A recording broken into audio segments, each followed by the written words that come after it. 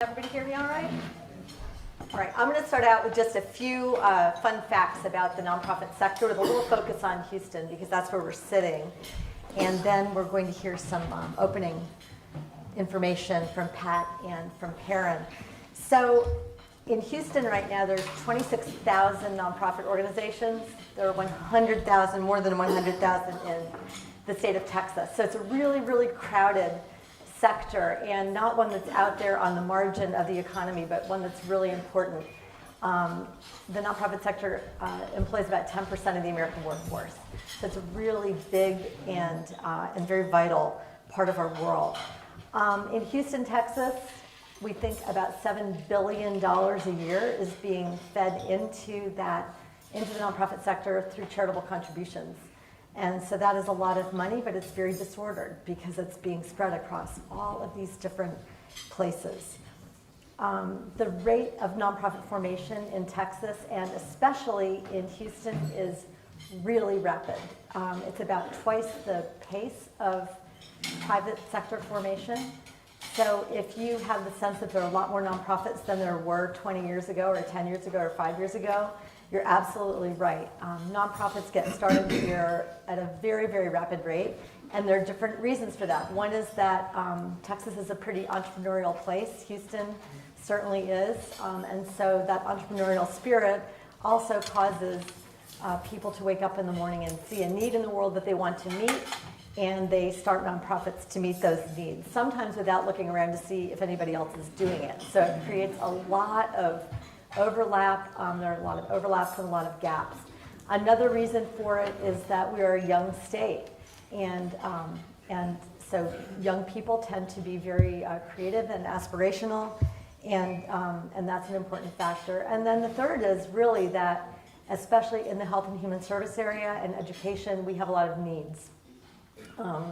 Texas doesn't put as much money from a public sector standpoint into those fields, so you see a lot of organizations springing up across the state of Texas and in Houston very, very deeply to meet needs that they perceive need to be met.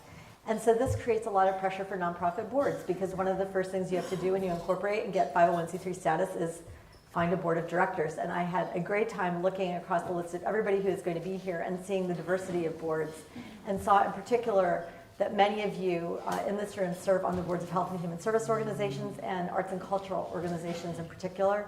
So how appropriate that those are the experts that we have here with us.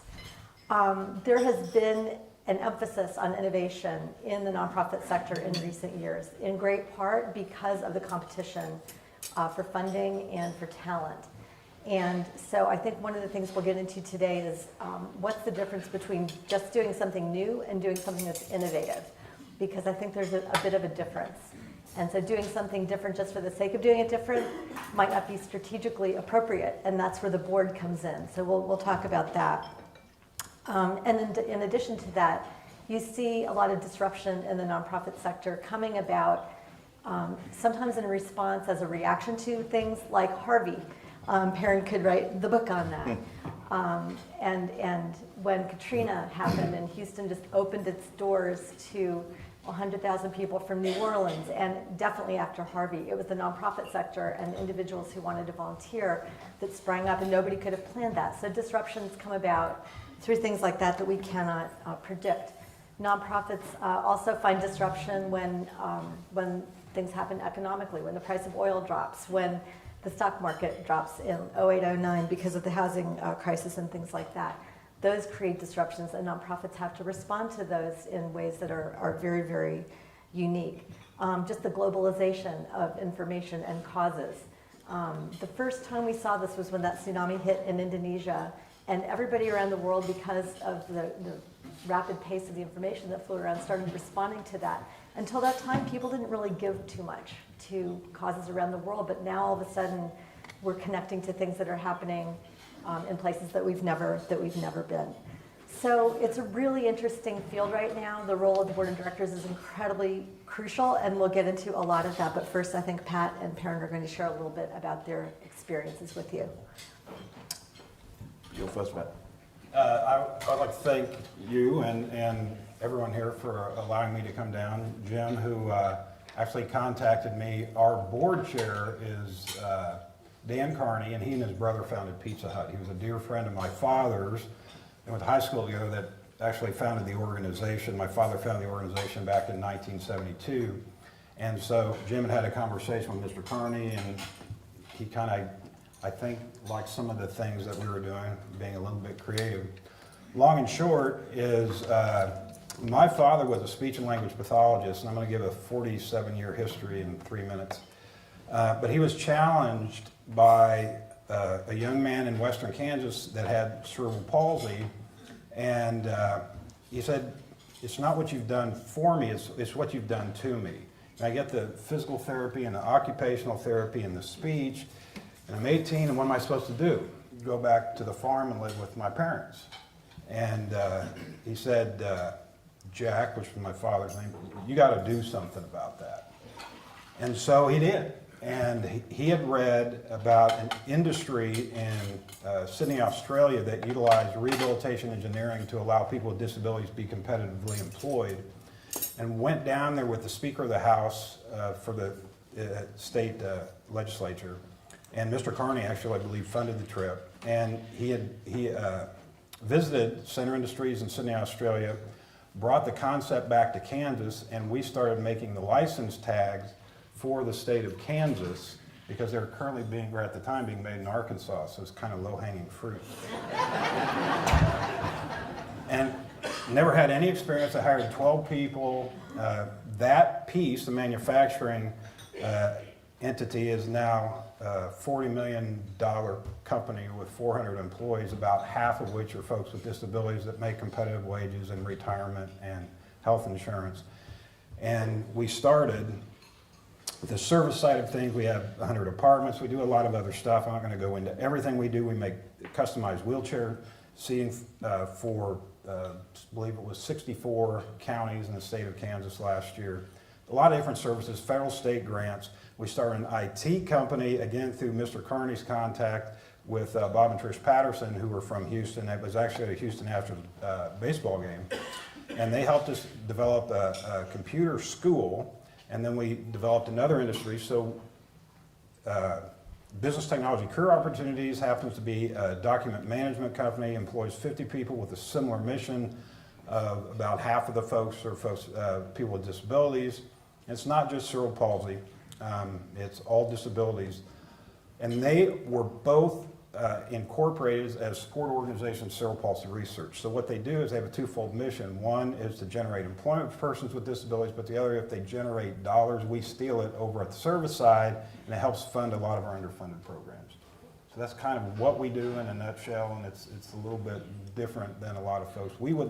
We attempt to be as self-sufficient as possible versus always going out there and looking for dollars. So it's just a different approach. Fantastic. So Houston Grand Opera, I think you can probably all guess what we do. We're based in Houston and we do Grand Opera, but actually that's a tiny part of what we now do. And the subject of the day is innovation. Houston Grand Opera is a 63-year-old company now, and it started as a very standard opera company. There's no opera in the city. Let's do 2 operas, 3 operas, etc. And it really changed hugely when a guy called David Gockley was appointed at the age of 26. David was the very definition of impresario, with all of that entails, all the good sides and some of the bad sides, of just being that kind of ball of energy that just wrecked through the city, and like, we're going to have an opera company here in you know, as he referred to it, a town that really didn't particularly want an opera company of that scale and size.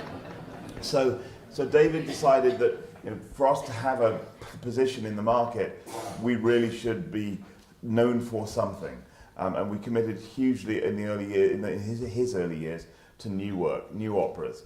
So opera's a 450-year-old-ish art form, and not much was being written in America, certainly in Europe a little bit more, but new opera is a very different palette, but it's an evolution of an art form. So if you believe that opera starts with Monteverdi, etc., 450 years ago, you go through many, many changes to get to the stage where we're now, you know, innovating and putting different collaborators together. So David started the New Works program. Houston became known on the world stage as a company that did new work. I first worked with Houston Grand Opera at the Edinburgh International Festival. They brought a production of Nixon in China, which had become this hugely storied, essentially opera documentary of Nixon's first trip to China. It really isn't a documentary. That a number of the people in it. There's an apocryphal story that Henry Kissinger came to first night and left at the interval in high dudgeon because he was so poorly represented on stage. It's not true, but we keep telling it because it sounds really cool. Anyway, so we carry on doing these new works. We've now, in our 63-year history, we're now into our 65th and 66th world premieres this year, including the Phoenix, which we open in 2 weeks' time, which is the life story of De Ponte, who wrote the operas with Mozart. There are some tickets available. We have been doing this new work, and also we were one of the first companies to start a young artist program. So there's obviously within college there's young artist programs, but then they kind of, a bit like you, they came out and went, okay, what's next? And it was either professional career immediately or nothing. A young artist program allows them to develop their skills. It's very handy to do that in an environment where you're writing new work. There's very little to be said. There's very little that you can get from Mozart now, other than what's on the page. If you're in a environment with a living composer and they've written a piece of music and it's constantly changing, and we're seeing this, as I say, with the Phoenix right now, it's a completely different dynamic. What we have now is the ability to also record that for posterity. So there is no picture of Leonard Bernstein sitting there. There are pictures. There's no video. There's no audio of Leonard Bernstein doing West Side Story with Stephen Sondheim when he was a boy. But now, in our world, we can document all of those things. So the art form itself continues to evolve and continues to change. In a non-profit world over here, with no government funding, of course, our challenge all the time is to be finding the new ways to raise money for things that we find really interesting. But our audiences, who are traditional opera goers more often than not, find new work pretty challenging. So it's a little bit like trying to combine a museum of fine arts with a contemporary crafts museum and say, yeah, you should like both. Some people do, some people don't. But the new work is certainly more appealing, I think, to a younger crowd, a younger audience, and we'll talk a little bit about innovation in audience development through the course of the morning. But that's who we are, that's what we do. We did a strategic plan 3 years ago now, I guess, before Harvey, and I at least posed the question of whether we should call ourselves Houston Grand Opera anymore. Grand Opera is maybe 2 of the things we do a year. We started HGOCO, which is our education and community building resource 11 years ago, 12 years ago now, I guess. And that has been the biggest impact. And shall I carry on talking about that just for a second? Mm-hmm. So HGOCO, opera companies used to very magnanimously dole out opera and tell you why you should like it to people who were not able enough to understand it. That was how we did education and outreach. That is not a very immersive way of doing that. So how do you actually immerse yourself in the community? How do you make yourself a vital community resource? You go into different communities, you embed yourself in that resource, you tell their stories. Every culture has music and storytelling in its fabric. It's different music, so it might be mariachi, it might be any different type of music in any different community. If we just go and say you should like opera, listen to this Italian masterpiece from 250 years ago, that probably isn't going to be immediately, you're not going to get an immediate reaction. If you say, tell me your story, we have a composer here, we're going to tell your story through words and music, suddenly then the connection becomes, oh, okay, I didn't think opera was for me. It's amazing how the difference of just the approach to how you do that work opens up whole new avenues of, and the very first big piece we did was a piece called The Refuge, 8 different immigrant communities. Essentially did each of the 8 stories within their community, somewhere between 5 and 8 minutes long each, and then put them all together in an oratorio. Absolutely spellbinding to watch the other groups, watching other communities telling their story, and going, oh, hang on a second, that's how I feel about my community. I'm gonna stop doing that. Other people, and suddenly you're connecting communities as well, and connecting it to an art form that they probably just thought was, you know, a whole lot of white people old white people coming to a downtown venue. So all of those things are things that we started. There's much more to say, as with Pat. There's much more to say, and I hope you have some questions. But that's who we are as an organisation. We're deeply embedded in the community, and we believe in innovation and creating the talent that can keep this art form going for hopefully another 450 years. How do you create that culture of innovation? Because it's difficult to try new things especially when they're going to cost you money. It sounds like some of Pat's innovative programs and things that you've started generate revenue, so they might not be as difficult to implement. I don't know. But how do you evaluate the risk when you're going to try something new? How do you decide what you're going to do, and how do you keep that spirit alive? It'll be different in both of your organizations. Well, it's, for us, a lot of it is research-based. Again, Cerebral Palsy Research we do employment-based research. So what you're looking at historically, what has worked and what hasn't as far as in the areas that we look to. And then you go talk to a lot of folks, and sometimes you make a misstep. As mentioned, our manufacturing facility has 400 employees, but we attempted to replicate it in Cincinnati, Ohio. And for about 3 or 4 years, it worked very well, but we were doing work for GE. And when the aircraft industry went down, we were really in bad shape. So we ended up shutting it down. We lost that one. Then we went out and bought another company. And this is what you get for having entrepreneurs on your board. And we are actually building the clips, for the M16 clips for the Department of Defense now, sole source, because we went and bought a company that was doing that, and they happened to be in Kansas, and brought it to our place and developed workstations and modified them through different engineering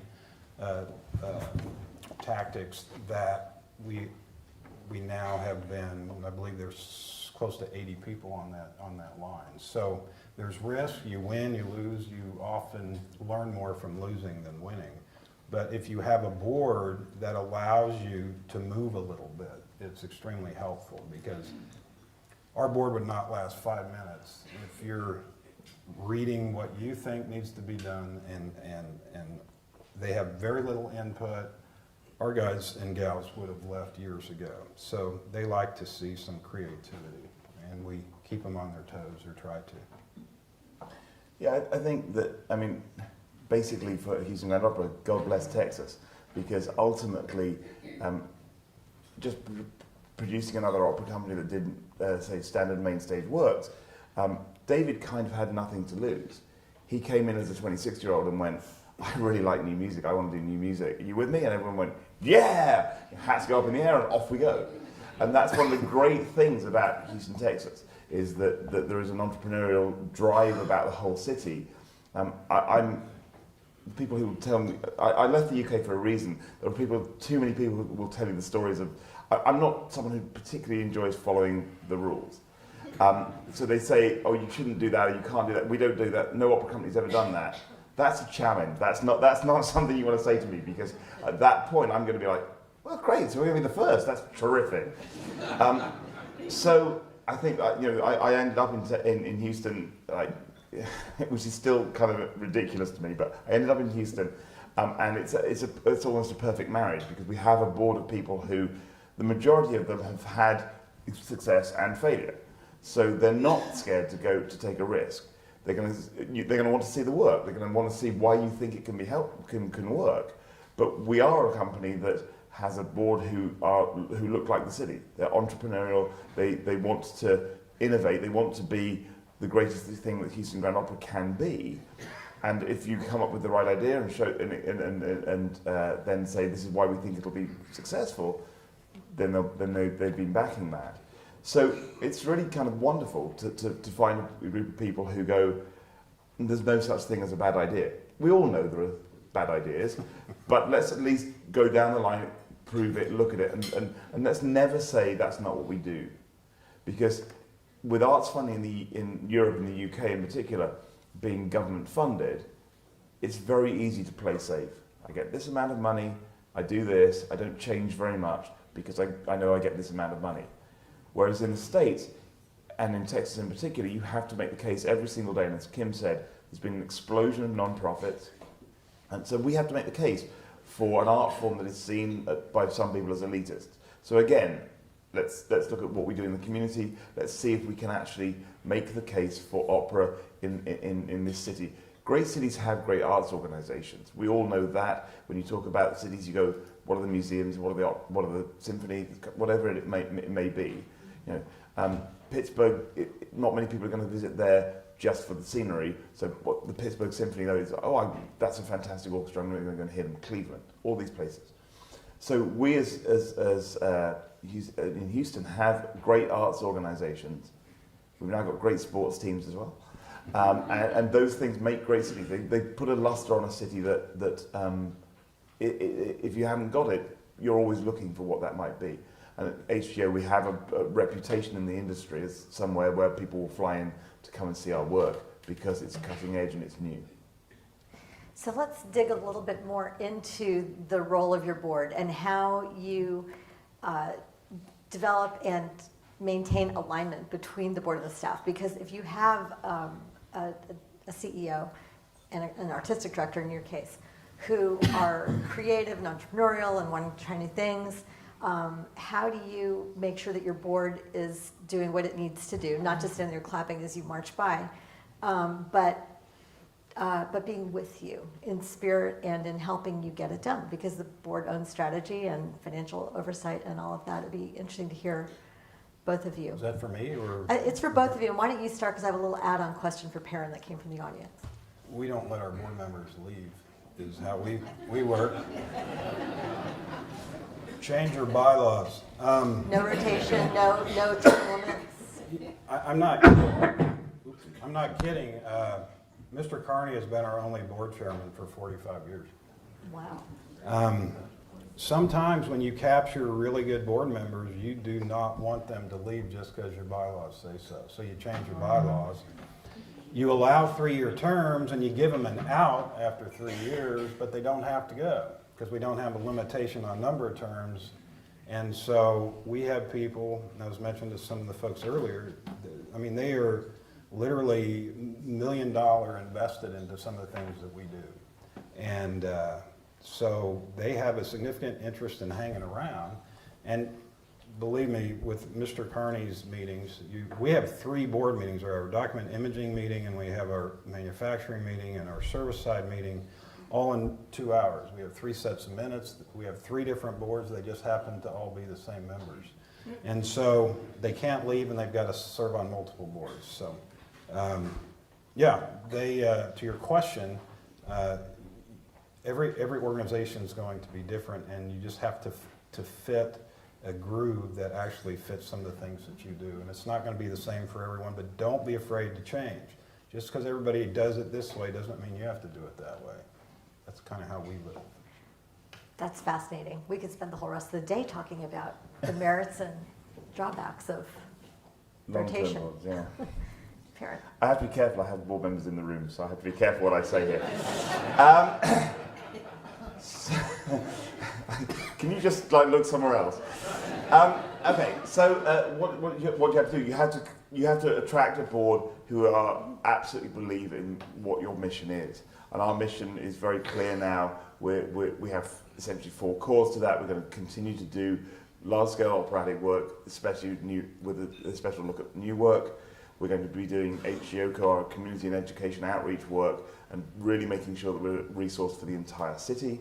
We're going to train young artists and young administrators to be the future non-profit leaders of the next decades. And we added this year, we added technology, because it's all very well doing all of this, but if we can't be out there on a much wider platform, then really we are sort of kidding ourselves that 10,000 people come to our show, which is great, 5 performances, full houses, 10,000 people come. If we can't get that out to a much wider group of people who maybe don't have the physical abilities to come downtown, etc., downstage, downtown, and how do we reach out to those people and make it their opera company as well? And that is the fastest changing world of all of it, which is how do we compete for that space, that bandwidth in an more crowded electronic marketplace, because people's attention spans are, I mean, you know, you can see people glaze over after a minute of people talking. They're like, yeah, but I need this short soundbite. Okay, but give me a second, because this opera's 4 hours long. You're going to have plenty of those. So, in real terms, we know who we are as an organisation and what we're trying to do. And then ultimately, our development staff, myself, Patrick, who's the artistic director, have to make that case for why we believe in doing that to donors. And you know, as you can probably tell, I eat lunch, breakfast, dinner at least 3 times a day, and sometimes many more, going out there and making that case for why you should come and be involved with the opera. It's going to be for some people, it's not going to be for other people. That's just the way that the arts are. The analogy I always use, I'm a massive sports fan. Soccer is my game from the UK, and I'm ridiculously passionate about it. And I'm not the CEO when I'm at the games. And my daughter just couldn't care less about it. But I knew she had the sporting gene. She's found volleyball. It's exactly the same with arts. Most people like the arts of some description.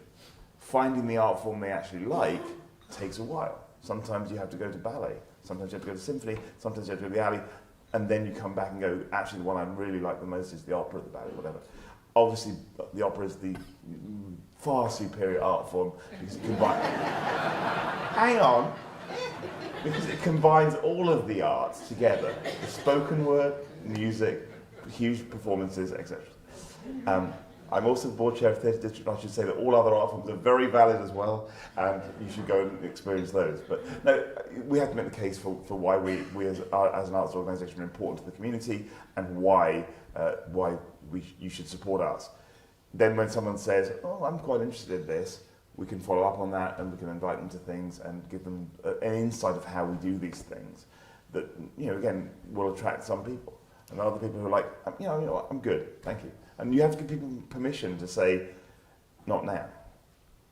So coming back to the role of the board, how much latitude do you need and how much do you want from your board so that you can do what you need to do? And I'll start with Perryn, because a member of the audience asked, when you had to move very quickly to get to the George R. Brown when the Wortham was underwater, did you just like go do that? Or did you have a speed dial going on? It's really unfair having board members here. Well, answer the question, and then Pat, you too. When you had to decide to shut down the plant, I'd be curious to hear, like, how do you make those decisions, and how much do you need? Okay, so we get hit by Harvey, and we, as an organisation, I think I went into the building on day one, basically, so waded in water up to my knees. So I knew that it was pretty bad. So yes, the answer to that is we immediately started thinking about the other venues in town. Opera companies build opera houses for a reason. They have very specific needs. They have orchestra pits. They have acoustic needs, etc., etc. So we started looking at the other venues in town. Of course, most of them were pretty fully booked already in terms of product that was going to be coming into the Hobby Centre, for instance. We looked at school theatres, college theatres. The Houston Baptist has a wonderful facility. It's only 900 seats, but the theatre itself is very beautiful. And we ruled that out because it was a dry campus. So anyways, we looked at all the available options. And then this is where the stars align. My background is in technical and production. I've built temporary spaces before. And really what you need at that point is a very large room, huge power resources, and the ability to move an audience in and out. And the George R. Brown had that. The stars aligning. Houston First, our landlords in the Theatre District, are also the landlords of the George R. Brown. So that conversation started at a point where they said they could give us maybe 10 days to 2 weeks in A3.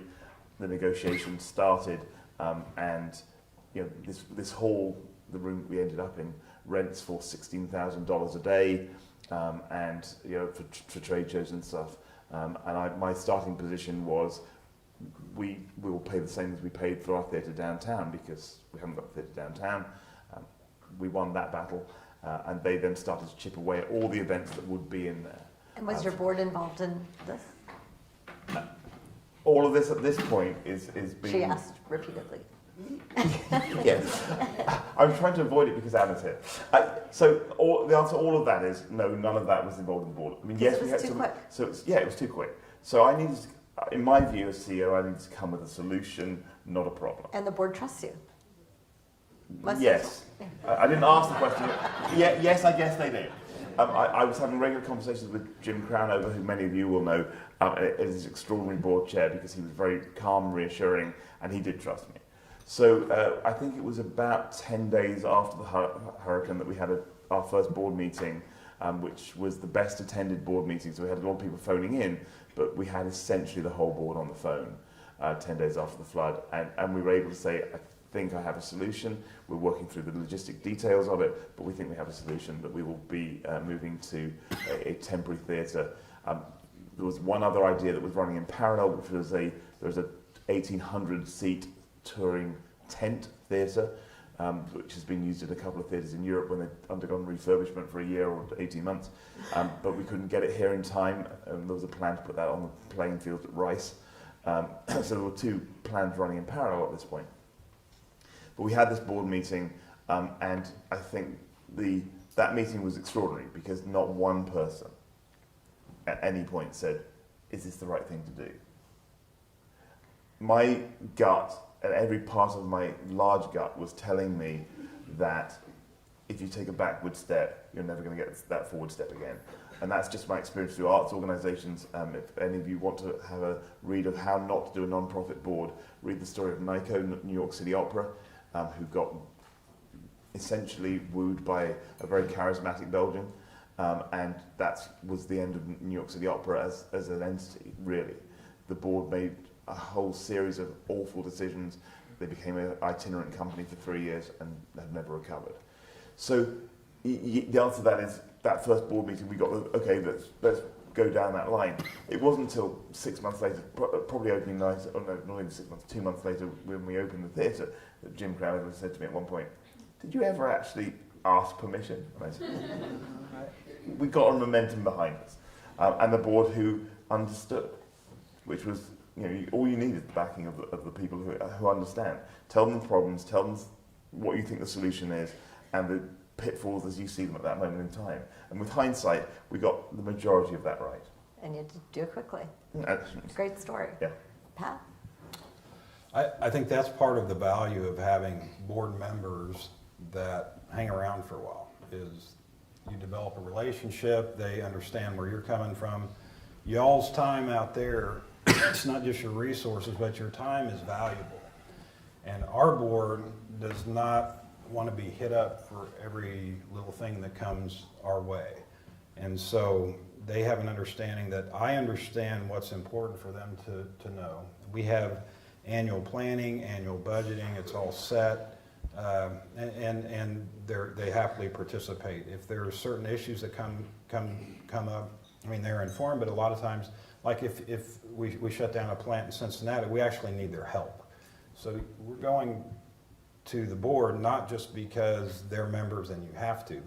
You should have a board that you go there because they actually have some assets outside of dollars that can bring your way, and those are the folks that you look for. So, there's some wiggle room there as far as how frequently and how often and what the topic has to be, but the bottom line is there's significant value of having good people that understand your mission on the board, and you should get a feel fairly quickly of the things that you need to convey and the things that are understood, that's part of your responsibility as CEO to take on yourself. So, How big is your board, Pat? 16, and yours? sometimes that's too big. Ours is around 40. I would say we have 25 who are really engaged. We have some more social members, but 25 is a working board who are very regular attendees and stuff. And you're right, it's about adding a lot more talent than just financial resources. So what else do you look for? What else, as you look to nominate new members, what are the most important things that you look for, besides obviously people who can support you financially, but it's not just about that? No, I'm looking for people of real talent and who have a skill to add to the board. And you know, we haven't quite gone down the full matrix of approach to board members of going out and saying we need someone who does this, this, this, and this. But we are starting that process now of going, what do we need? So we had, for instance, when Anna, who's here as my board member, we had nobody who really had any knowledge of marketing and comms. So every time there was a marketing communications, you saw people glaze over, and it was just like, well, just do what you think.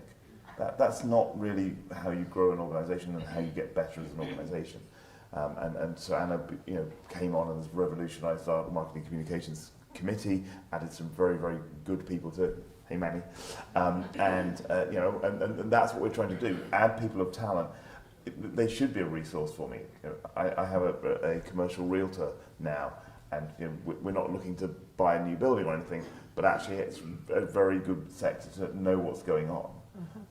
And so by adding those times and talents to it, and you're perhaps absolutely right, that their resource of time you have to be very, very careful with, especially in a non-profit, that's an arts non-profit. Because if you start wasting people's time or not using it effectively, then they become disengaged pretty quickly. So that's what we're looking for. I think an understanding of what we do and why we do it, so if they're going to spend a couple hours with us once a quarter, that there's a reason for them to be there. And we do a fair amount, and I was telling some folks earlier, just because it's the way it is doesn't mean it's the way it has to be. And we will hit up both our congressional folks and our state folks if we see some things that are employment-based initiatives that would be bolstered by some facilitation on the government level. We will hit them up. We just had some successful language that I wrote that offered a corporate tax credit to entities, private sector companies that outsource to entities that are set up the way we are. The governor signed it just three weeks ago. Something we've been working on for 3 years. If you have board members, that may be your tack is, maybe we want to hire or ask a legislator, or maybe we want a county commissioner or someone on the board, kind of depending on what you're doing. But yeah, so you kind of feel those things out, but you really need to have someone that gets the mission, because it's wasting everybody's time. If they don't care about what you're doing. Yeah, and if you don't understand the value that they bring. How has technology affected your work? Has it allowed you to innovate? Has it put pressure on you? I mean, to what extent has it been a tool in creating change? And we have a lot of older board members, so we're email hard challenging? copying a lot of information still to the board. But yes, it has eased or made communication a fair amount easier. But you do have some challenges when you have members that are not as technically astute as others. But we have a whole IT sector, so we're constantly working with that. It's the one side, the operational side is very helpful. On the communication side, if we're talking strictly board, it can make things a little complicated, because you've got to make sure that your members are on the same page as your organization as far as relaying information. And Perryn, how about you, from a program standpoint and from a Yeah, it's a really interesting question, because ultimately, we're a performance-based art form where I still believe that the hairs stand up most on the back of your neck when you're in the room with 100 musicians and 200 people on stage singing. That's what makes the hairs on the back of your neck go up. But of course, that's very few people who can experience it that way. So opera in particular, is a very visual, very large-scale format of art, is struggling with how to do that. Connecting to audiences, so in terms of marketing materials and things, so many organisations try to be quirky and go viral, and it always looks like corporate people trying to go viral. It just doesn't really work. We're seeing the first generation now of singers, young artists, who have their own presence on true presence on social media. Who knew that being a YouTuber was a job? But we are finding those people now who really understand how to use social media, because they've grown up with it. and we're using those on a more and more regular basis to talk about the show on social media. So honestly, a tweet from Houston Grand Opera, a younger audience, most of them are not going to read that. If it's from an artist that they've seen and have been moved by, they're much more likely to be to then start following us, and they might, so the investment right now, there's a lot of investment going into the social media side of things without direct return being proven. But the reality of it is that without it, you're definitely not going to be there. Mm-hmm. So the Metropolitan Opera in New York, about 10 years ago now, did the Live at the Met telecasts, broadcasts, which are in movie theatres on a Saturday afternoon and then repeat at periods of time. The question is whether how the effect it's had on the audiences of people who actually go to the Metropolitan Opera has been devastating. Because before, the Met was this thing that you went, if you ever were in New York, you went to the Met. Because if you liked opera, you went to the Met. Now you can see that Edward's 24, and you go, oh, I've seen that production or whatever. So the audiences, yes, they've got a much wider global audience of people who are basically paying for those broadcasts. The broadcasts certainly don't make money. They had a huge media buyout to get the broadcast through, and it's still a relatively niche audience. One cinema or maybe two cinemas showing it in each city. That's 400 to 500 people seeing it. Put the numbers together, it becomes a large number. They're not typically Met supporters in terms of financially, so they're getting this for the cost of a cinema ticket, or expensive cinema ticket, but a cinema ticket. And then when they go to New York, they're like, it's very expensive to go there, because you've programmed them that you can go and see the Met for $20 in a movie theatre. And then you say, if you want to actually come and see us, it's $300. Oh, okay, I'll wait for the next $20 time. So the audience impact on the Met has been very dramatic, and they're in a very difficult place because they can't stop doing the broadcasts because they have this huge worldwide audience, and yet their audiences in Manhattan are very, very low now, and they're struggling every year to even maintain that lowish bar. The economics of opera mean you have these very large opera houses, so 3,000 seats plus for the larger houses, and a lot of people on stage. So the economics are terrible. I mean, it's the world's worst business model. I promise you that. That's why we need donors and supporters and people who believe in our mission.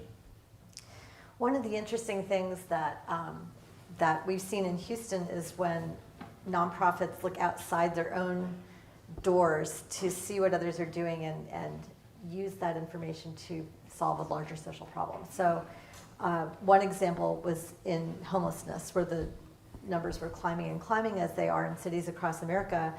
And there were many, many nonprofits in that space, all coming at it from a different place. Some were doing job training, some were doing food pantries and soup kitchens and drug rehab and all of that. And it was a very, very chaotic system, and yet the numbers kept climbing. And so these groups all came together and decided that they would figure out who does this best, who does this best, who does this best, and actually created a system where there had been no system. And lo and behold, the numbers dropped by 50%. They got, supportive housing at the other end. And so it was dramatic. And I think we're one of the few cities in the country that has been able to do that. That took a lot of hard work on the part of boards and staffs, because something had to yield. Groups had to step back and step forward at the same time. Step back with some things, step forward in other things. And I wonder if either of you have experienced any of that, or if you feel like you're just in a competitive environment where the needs keep going up and the competition keeps increasing. As I had mentioned, we do some things that are relatively unique, but we also have, or historically have had some programs that others did as well, and we happily defer. We had a head injury program.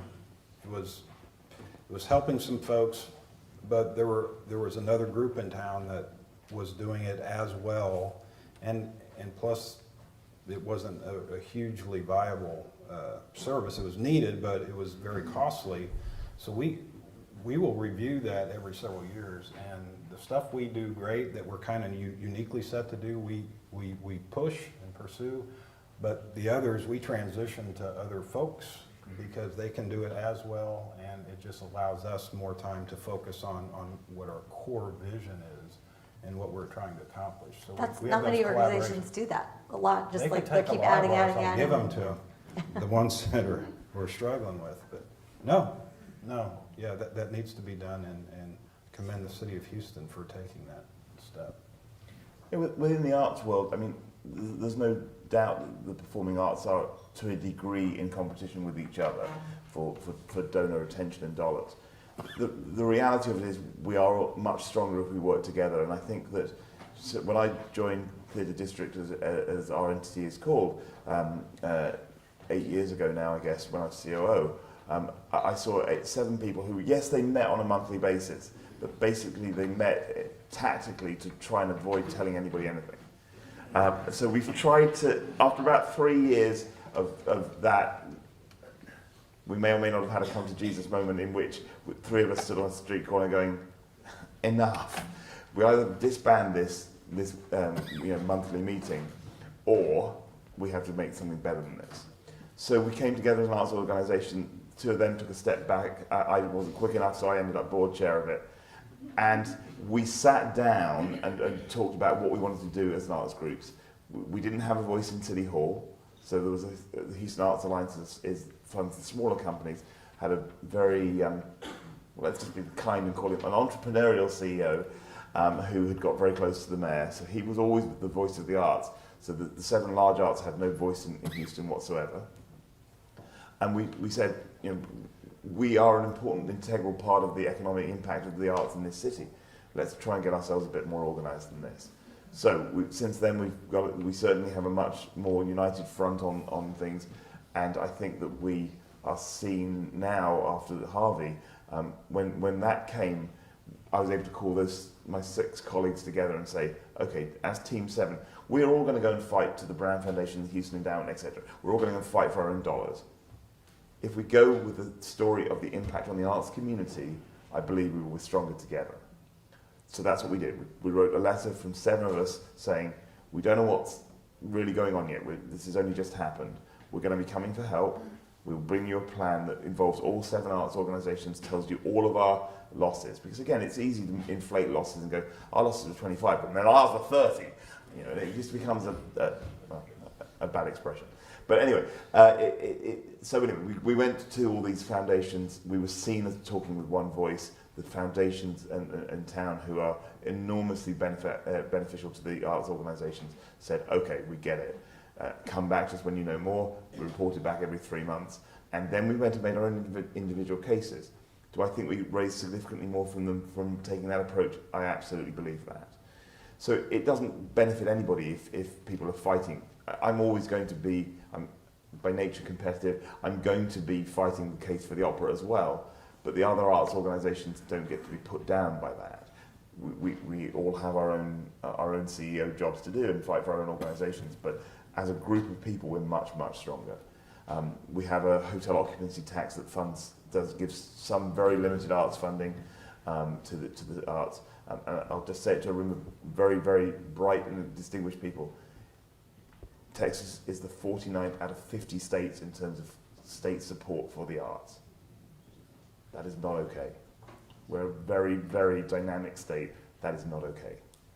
But anyway, so what small funding we get from the hotel occupancy tax, that contract is up for renewal. And the fact we are now speaking as one group with the museums, with the Houston Arts Alliance, and with Miller Outdoor Theatre, which are the recipients, we're going to come up with a plan that allows the need in the city to be met without people having to take big backward steps. I think that's a really strong case for making a really concerted effort to work together in a more dynamic way. Collective action. Yeah. So this is a completely different topic, but one of the core responsibilities of a nonprofit board is hiring, evaluating, and handling the employment of the CEO. And I wonder if in your organizations you have any succession plan, because in our work we have seen CEOs get fired, retire after being there for a very long time, die very unexpectedly. I mean, you name it, we've seen them disappear. And no matter what the circumstance, it's a big upheaval in the life of a nonprofit organization, and it can dislocate everything else that you're doing. And I wonder if your organizations have any plan in place, not that anyone wants you to go anywhere, but have you had conversations with your board? Is it part of your strategic plan so that your organization with two very strong leaders, you're not one person away from disaster, if anything, if you got hired to go back to Wales or you decided you wanted to move to Hawaii? I am. What is We actually just completed a succession planning last year, and we took a year to do it. And it was not only myself, but the VPs and the service side, Cerebral Palsy Research side, our Center Industries Manufacturing, their executive level team, and our Business Technology Career Opportunities, which is the Document Imaging Corporation, all of their executive level teams. We put plans in place. We worked with Wichita State, which is our local university, and they have an entity, I forget the name of it, quite frankly, that works with different folks and help them with strategic planning and these types of initiatives. So, yeah, we just recently put that in place. And the challenge thing is a nonprofit. It's hard to have the next in line working for you because you can't afford to do that like a lot of other industry maybe. But the board has a very good idea, a documented idea of if probably the top 15 people throughout our organization, if something happened, what our next steps would be. So yes, it is critically important, and they were on my rear to do that for a while, and we finally did it. So it's not we're good to it's go. not urgent. It's just important, so it gets put to tomorrow. Right. Yeah. What about you, So Perryn? the arts is very much, someone leaves, headhunter, find the right person to come in and do the job. That's the way it's kind of always been. I came here, so David Gockley was never going to leave, and then he decided he was going to leave after 26 years. They put a search firm together. I think they truly think they got the best person in the world who could have filled that job, a guy called Anthony Freud, who I was working with in Wales, and Anthony came to Houston, and I came about a year later. They didn't do that when Anthony decided then to go to Chicago to run the Lyric Opera of Chicago. The board had a conversation about what the structure could look like, and one of the keys to that was, could they get me to stay? They knew that I'd moved once with Anthony, I probably would have moved again if he'd asked, so that they put that strategy together, and the new dual-headed leadership come up with an artistic and music director, a managing director and CEO. Proposal was put forward. Jim Crownover, who was my previous board chair, we used to work for McKinsey, so pretty much his first question as he walked in the door was, so what's the succession plan? I said, okay, hey, nice to see you. And he said, okay, so if you get hit by a bus tomorrow, what happens? And I said, well, okay, first question, are you driving the bus, Jim? Because I'm getting really nervy about this conversation. He assured me he wasn't driving the bus, and so we started to think about what that would look like. And actually, in reality, Harvey has really stopped us doing that succession planning. But there are some very deep questions that we're going to have to ask. The training ground of people coming through into these large arts jobs, it's fundamentally going to change. The millennial workforce that we have, especially in our development teams, it's 18 months, 2 years, 2.5 years, and suddenly you're like, wow, this person's been here forever, 2.5 years. So we know that that's all going to change. The pipeline of how these jobs have osmosed out of organizations is going to change. We have to deal with that as an organization, because at this point in time, we have two relatively fit, mid-50s people. There's no imminent danger, I hope, of either of us dropping over dead. But it's a real challenge because there is not enough leadership in the arts world, generally speaking. We also, of course, got hit very, very heavily last year over the last 2 years actually, with Me Too issues. So artistic directors who had huge, mainly artistic directors, I'm not throwing anybody on the bus, but mainly artistic directors who were not playing by the rules of employment law now, where it stands right now. I grew up in an environment where you got shouted at by the artistic director, and you either broke or you didn't break, and if you didn't break, then great, you stayed with the company. That's not okay anymore. And the abuse of power that has been going on in some arts organisations, has come to a real head over the last couple of years. We've had a whole load of high-profile resignations and terminations.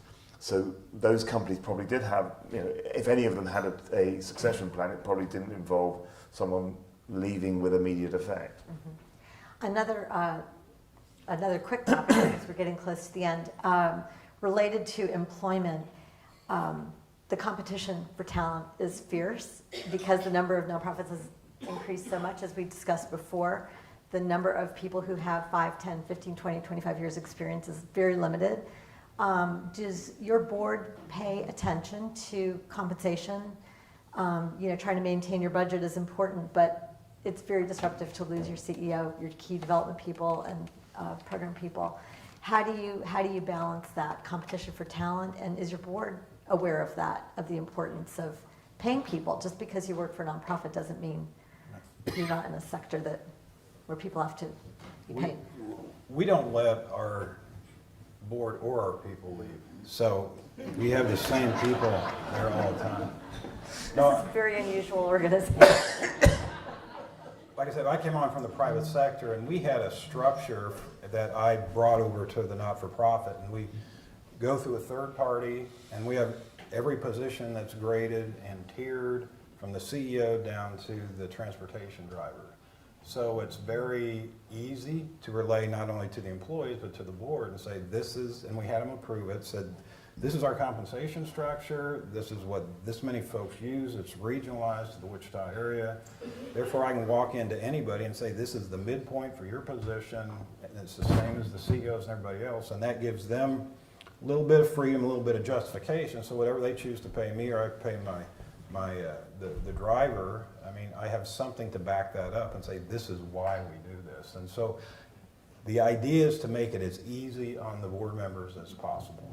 And so a system like that is helpful. I don't know if that answers your question, Sure. but that's how we do it. Okay. The board trusts me to do an incredibly complex jigsaw. So I have union staff, all of whom you can't do the opera without, the orchestra in particular, are forever telling me you can't do an opera without an orchestra.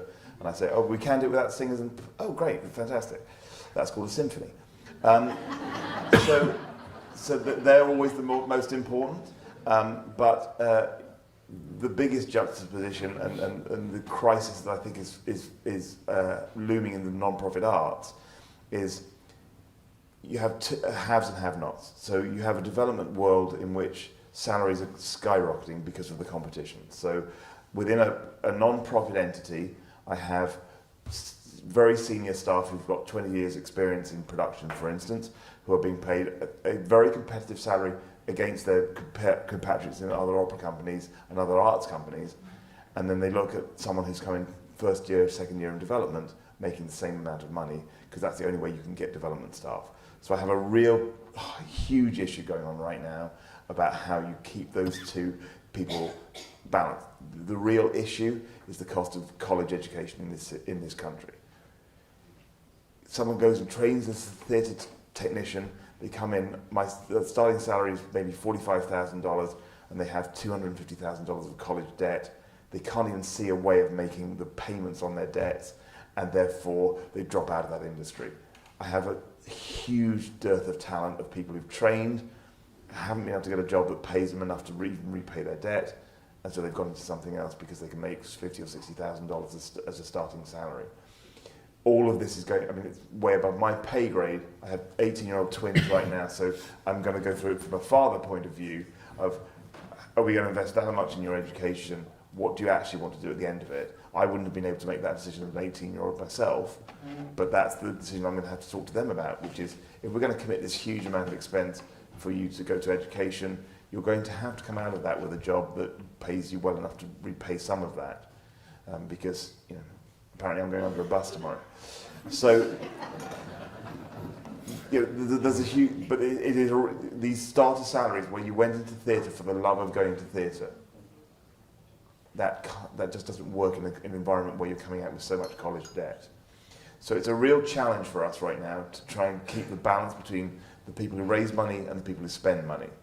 Because people are very, very good at controlling expenses, but I can't control the expense. If I can't get staff in my development team to go out and raise money, then the whole thing is a pack of cards. So it's a huge challenge. Well, I know that we need to wrap up, and I wanted to thank both of you. It's a good thing that we have nonprofits in Houston because they're educating our kids so that more can go to college if they can find a way to pay for it.